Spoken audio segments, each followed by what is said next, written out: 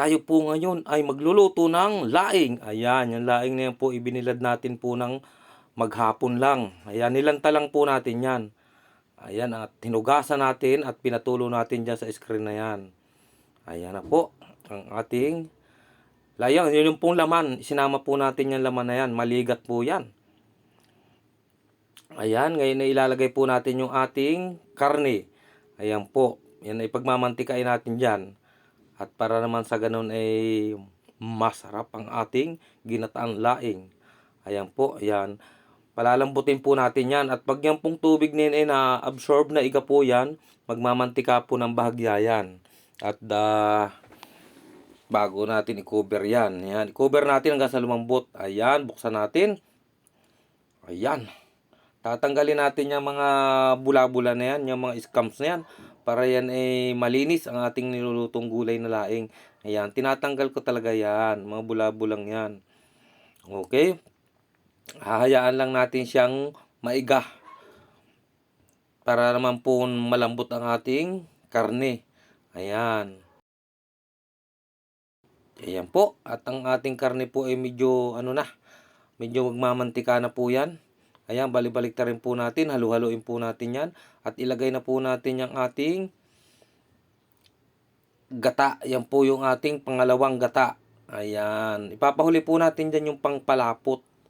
Yung unang piga. At maglalagay na rin po tayo dyan ng bagoong alamang. Ayan po. Yan pong bagoong alamang na niluto na po yan. Ayan, at ilagay na po natin yung ating sibuyas, luya. Pagsamasamahin na po natin dyan. Pakukuluin po natin yan. Ayan, halu-haluin po natin. At ilagay na rin po natin ang ating paminta. Ayan pong pamintang durog. Pagsamasamahin natin dyan.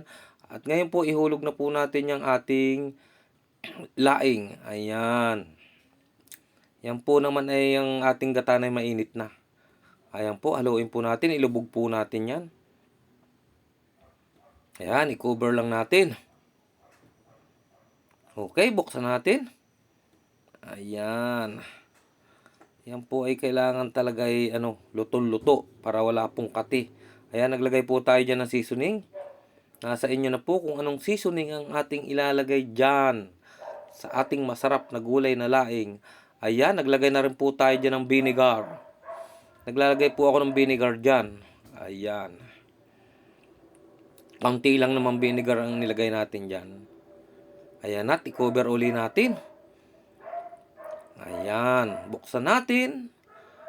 Okay, malapit na pong maluto at naglagay po tayo ng sili.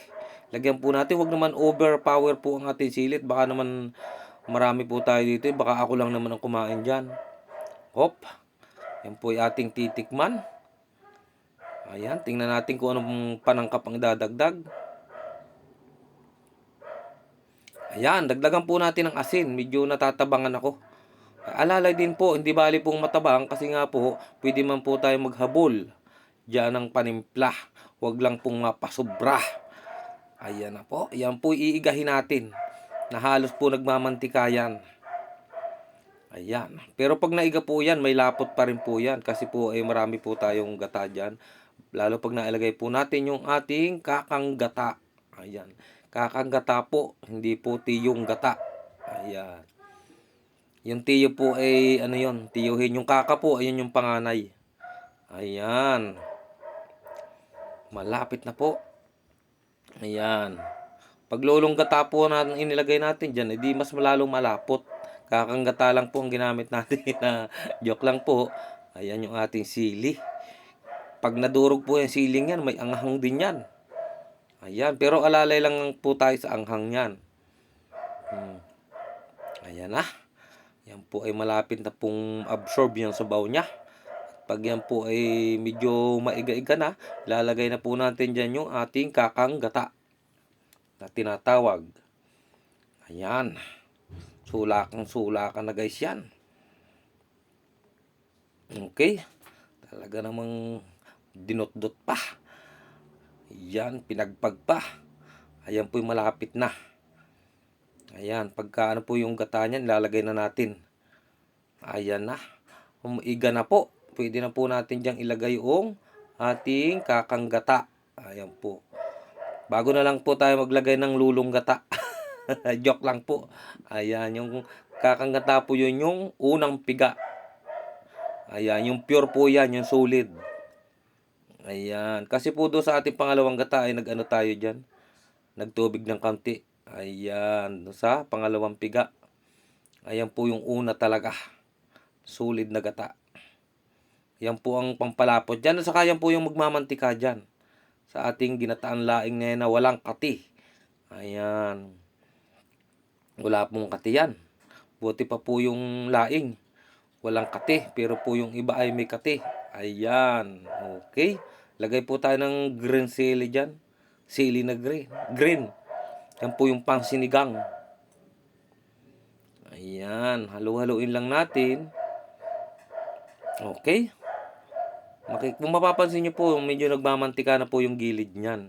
At yan ay mamaya-maya lang ay pwede na po nating iserve yan. Ayan, panghalo po sa kanin. Napakasarap mo yan sa kanin bahaw. Tanggalin na po natin siya ng apoy. Ayan, okay na po yan.